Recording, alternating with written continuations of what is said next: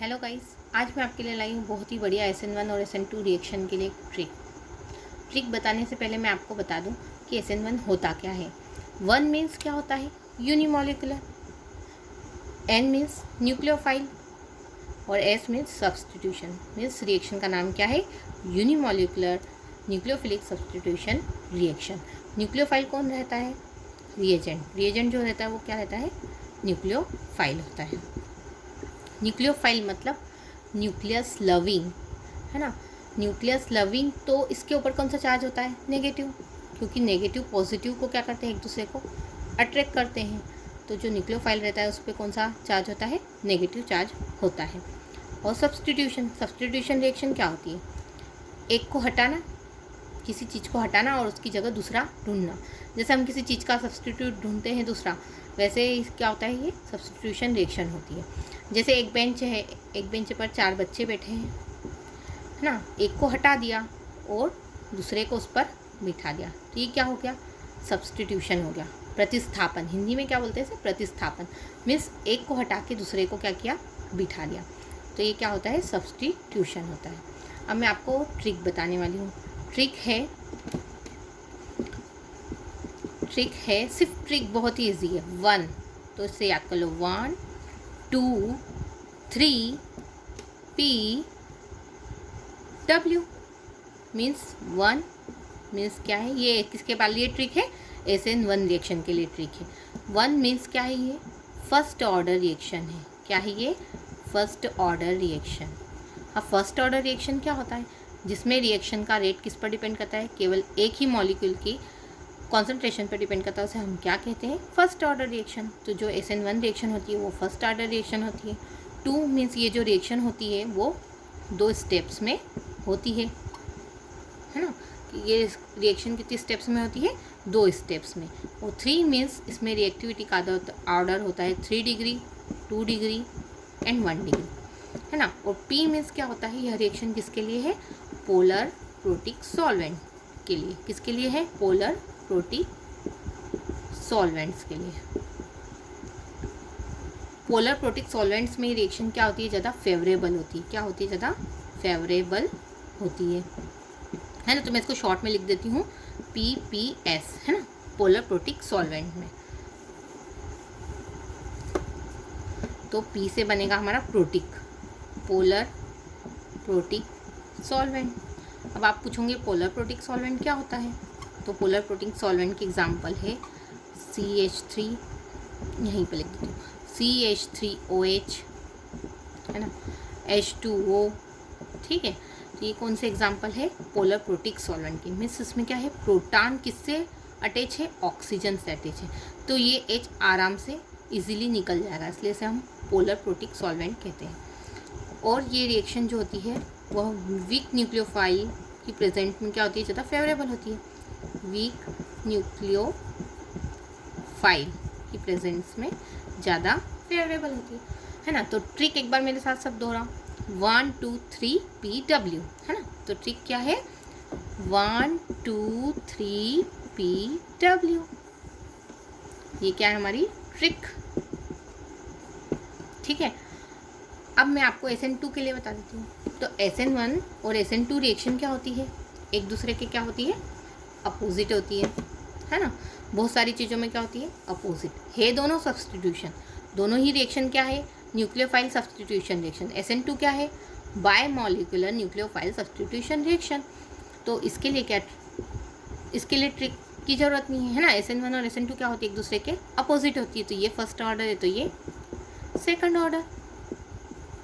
ये 2 स्टेप में होती है, तो ये कितने स्टेप में होती है, एक ही स्टेप में होती है।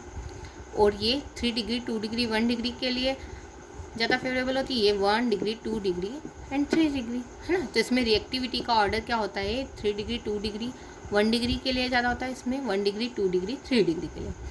और ये पोलर प्रोटिक सॉल्वेंट में, तो ये पोलर एप्रोटिक सॉल्वेंट में, पोलर एप्रोटिक सॉल्वेंट में ज़्यादा फेवरेबल होती है। और ये वीक न्यूक्लियोफाइल की प्रेजेंस में अच्छे से होती है, और ये स्ट्रॉन्ग न्यूक्लियोफाइल की प्रेजेंस में होती है, ठीक है। तो ये ट्रिक हो गई। अब मैं आपको SN1 की मैकेनिज्म लिख के एक बार वो भी समझा देती हूँ।